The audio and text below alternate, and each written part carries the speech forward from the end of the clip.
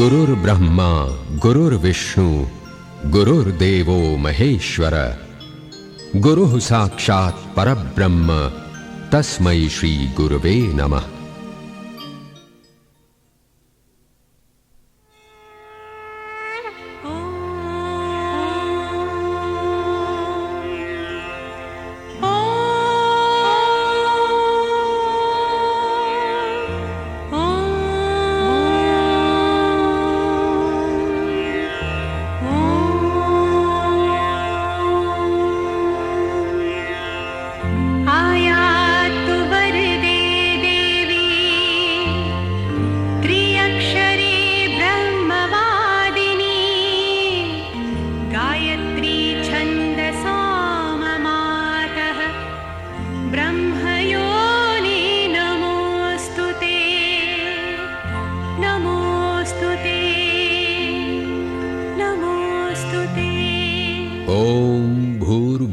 स्वः तत्सवितुर्वरेण्यं भर्गो देवस्य धीमहि धियो यो नः प्रचोदयात्। वेदमूर्ति तपोनिष्ठ पूज्य पंडित श्री राम शर्मा आचार्य जी, जिन्होंने 24 वर्ष तक कठोर तप कर गायत्री महाशक्ति का साक्षात्कार किया, समाज के नवनिर्माण हेतु गायत्री परिवार जैसी संस्था की स्थापना की, चारों वेद, 18 पुराण, 108 उपनिषद, 6 दर्शन और भी सभी शास्त्रों का भाष्य किया, जनमानस के परिष्कार हेतु लगभग 3000 पुस्तकें लिखी, जिससे लाखों लोगों को नई दिशा मिली है। प्रस्तुत है उन्हीं की पुस्तक हारिए न हिम्मत। जो लोग आध्यात्मिक चिंतन से विमुख होकर केवल लोकोपकारी कार्य में लगे रहते हैं, वे अपनी ही सफलता पर अथवा सद्गुणों पर मोहित हो जाते हैं। वे अपने आप को लोक सेवक के रूप में देखने लगते हैं। ऐसी अवस्था में वे आशा करते हैं कि सब लोग उनके कार्यों की प्रशंसा करें, उनका कहा माने। उनका बढ़ा हुआ अभिमान उन्हें अनेक लोगों का शत्रु बना देता है। इससे उनकी लोक सेवा उन्हें वास्तविक लोक सेवक न बनाकर लोक विनाश का रूप धारण कर लेती है।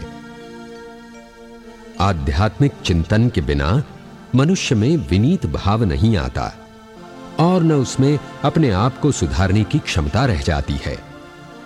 वो भूलों पर भूल करता चला जाता है और इस प्रकार अपने जीवन को विकल बना लेता है।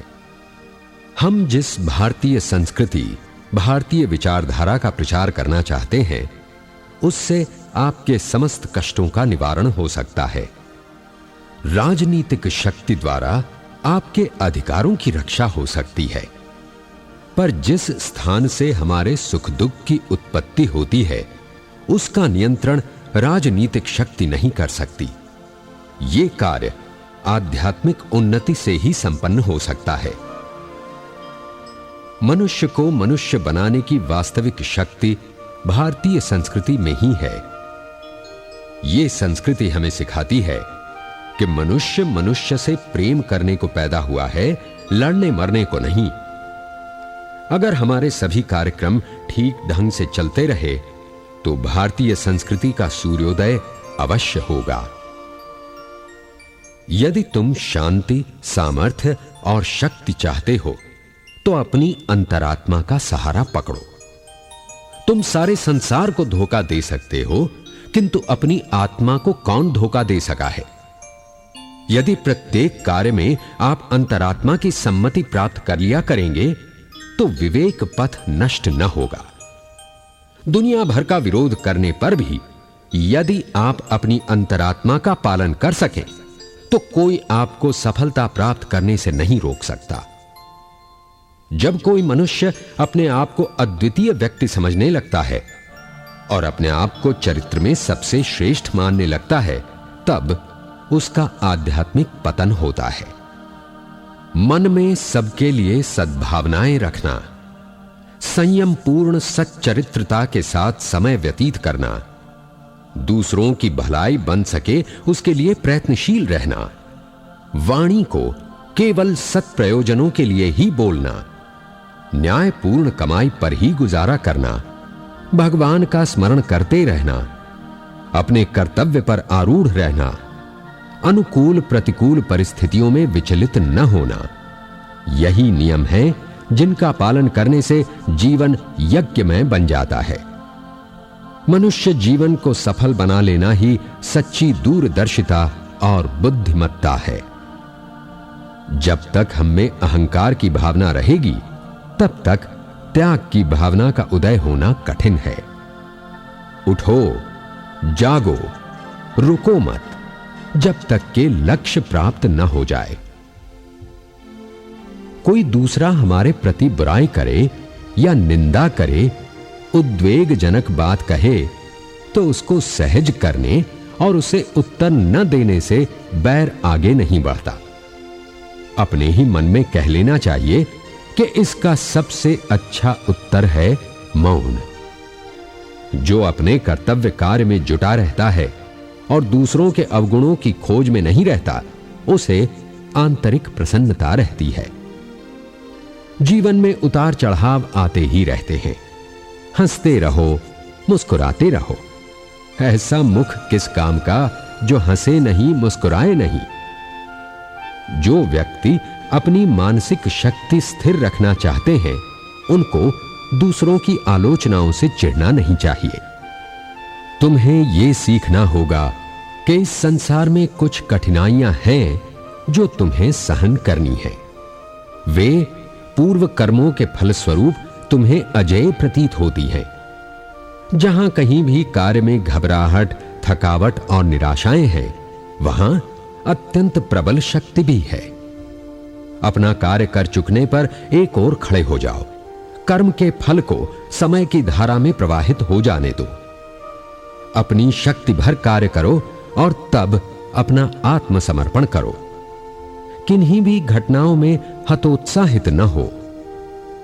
तुम्हारा अपने ही कर्मों पर अधिकार हो सकता है, दूसरों के कर्मों पर नहीं। आलोचना न करो, आशा न करो, भय न करो, सब अच्छा ही होगा। अनुभव आता है और जाता है, खिन्न न हो। तुम दृढ़ भित्ति पर खड़े हुए हो। साक्षात्कार संपन्न पुरुष न तो दूसरों को दोष लगाता है और न अपने को अधिक शक्तिमान वस्तुओं से आच्छादित होने के कारण वो स्थितियों की अवहेलना करता है। अहंकार से उतना ही सावधान रहो जितना एक पागल कुत्ते से। जैसे तुम विष या विषधर सर्प को नहीं छूते, उसी प्रकार सिद्धियों से अलग रहो और उन लोगों से भी जो इनका प्रतिवाद करते हैं। अपने मन और हृदय की संपूर्ण क्रियाओं को ईश्वर की ओर संचारित करो। दूसरों का विश्वास तुम्हें अधिकाधिक असहाय और दुखी बनाएगा। मार्गदर्शन के लिए अपनी ही ओर देखो, दूसरों की ओर नहीं। तुम्हारी सत्यता तुम्हें दृढ़ बनाएगी। तुम्हारी दृढ़ता तुम्हें लक्ष्य तक ले जाएगी। जो कुछ हो होने दो। तुम्हारे बारे में जो कहा जाए उसे कहने दो। तुम्हें ये सब बातें मृग तृष्णा के जल के समान असार लगनी चाहिए। यदि तुमने संसार का सच्चा त्याग किया है, तो इन बातों से तुम्हें कैसे कष्ट पहुंच सकता है। अपने आप की समालोचना में कुछ भी कसर मत रखना, तभी वास्तविक उन्नति होगी। प्रत्येक क्षण और अवसर का लाभ उठाओ। मार्ग लंबा है, समय वेग से निकला जा रहा है। अपने संपूर्ण आत्मबल के साथ कार्य में लग जाओ, लक्ष्य तक पहुंचोगे। किसी बात के लिए भी अपने को क्षुब्ध न करो। मनुष्य में नहीं, ईश्वर में विश्वास करो। वो तुम्हें रास्ता दिखाएगा और सन्मार्ग सुझाएगा। सहिष्णुता का अभ्यास करो। अपने उत्तरदायित्व को समझो। किसी के दोष को देखने और उन पर टीका टिप्पणी करने के पहले अपने बड़े बड़े दोषों का अन्वेषण करो। यदि अपनी वाणी का नियंत्रण नहीं कर सकते तो उसे दूसरों के प्रतिकूल नहीं बल्कि अपने प्रतिकूल उपदेश करने दो। सबसे पहले अपने घर को नियमित बनाओ, क्योंकि बिना आचरण के आत्मानुभव नहीं हो सकता। नम्रता, सरलता, साधुता, सहिष्णुता, ये सब आत्मानुभव के प्रधान अंग हैं।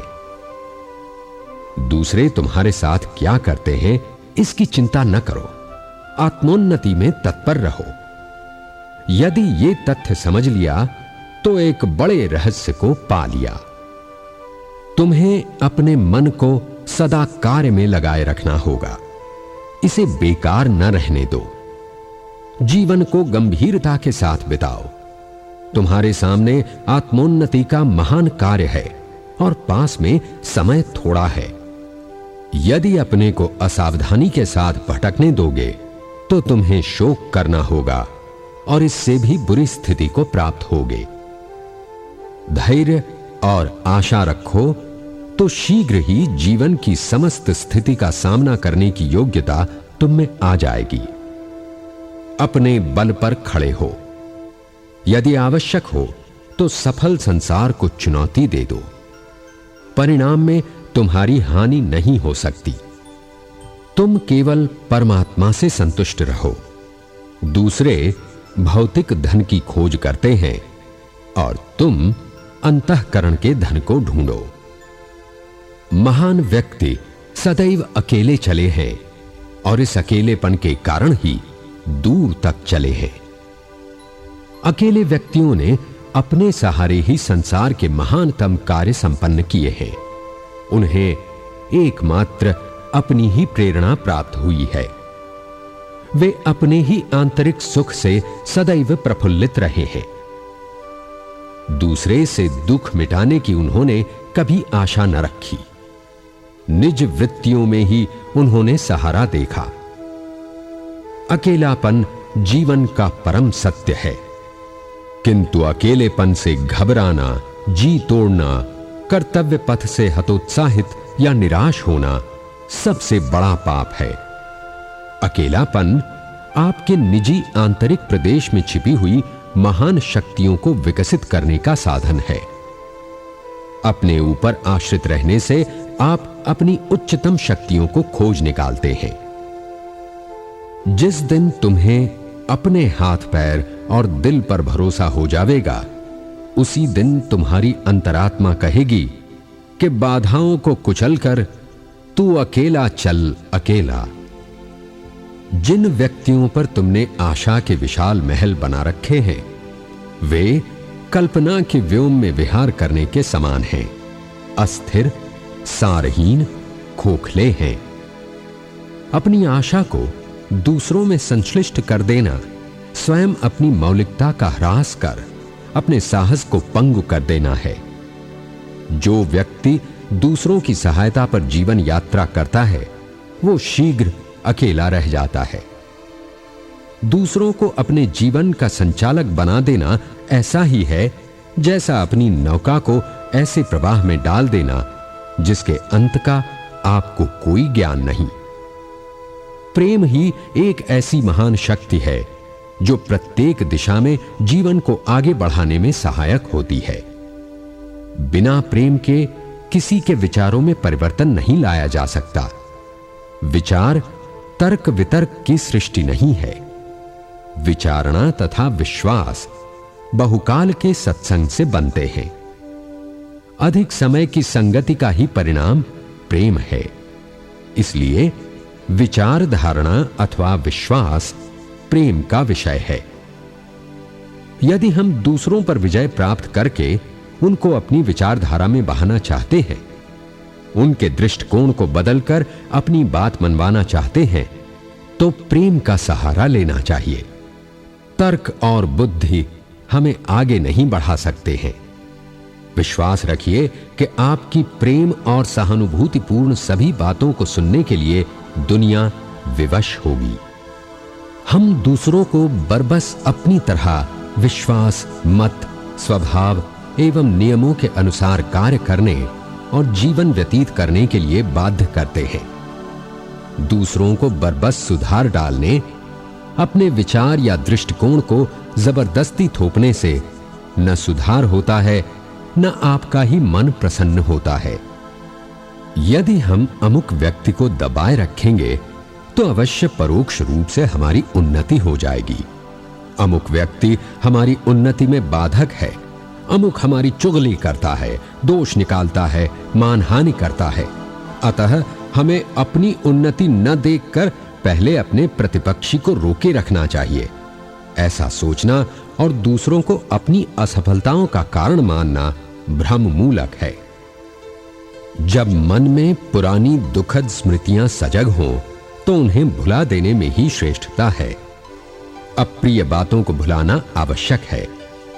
भुलाना उतना ही जरूरी है जितना अच्छी बात का स्मरण करना। यदि तुम शरीर से, मन से और आचरण से स्वस्थ होना चाहते हो तो अस्वस्थता की सारी बातें भूल जाओ। माना कि किसी अपने ने ही तुम्हें चोट पहुंचाई है, तुम्हारा दिल दुखाया है, तो क्या तुम उसे लेकर मानसिक उधेड़बुन में लगे रहोगे? अरे भाई, उन कष्टकारक अप्रिय प्रसंगों को भुला दो। उधर ध्यान न देकर अच्छे शुभ कर्मों से मन को केंद्रीभूत करो।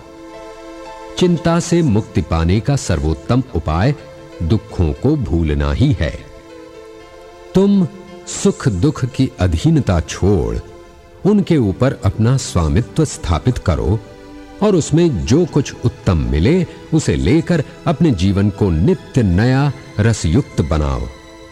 जीवन को उन्नत करना ही मनुष्य का कर्तव्य है, इसलिए तुम भी उचित समझो सो मार्ग ग्रहण कर इस कर्तव्य को सिद्ध करो। प्रतिकूलताओं से डरोगे नहीं और अनुकूलता ही को सर्वस्व मानकर न बैठे रहोगे तो सब कुछ कर सकोगे। जो मिले उसी से शिक्षा ग्रहण कर जीवन को उच्च बनाओ। ये जीवन ज्यों ज्यों उच्च बनेगा त्यों त्यों आज जो तुम्हें प्रतिकूल प्रतीत होता है वो सब अनुकूल दिखने लगेगा और अनुकूलता आ जाने पर दुख मात्र की निवृत्ति हो जाएगी। हमारी कोई सुनता नहीं, कहते कहते थक गए, पर सुनने वाले कोई सुनते नहीं, अर्थात उन पर कुछ असर ही नहीं होता। मेरी राय में इसमें सुनने वाले से अधिक दोष कहने वाले का है। कहने वाले करना नहीं जानते, वे अपनी ओर देखें। आत्मनिरीक्षण कार्य की शून्यता की साक्षी दे देगा। वचन की सफलता का सारा दारोमदार कर्मशीलता में है। आप चाहे बोले नहीं, थोड़ा ही बोलें, पर कार्य में जुट जाइए। आप थोड़े ही दिनों में देखेंगे कि लोग बिना कहे आपकी ओर खिंचे आ रहे हैं। अतः कहिए कम, करिए अधिक।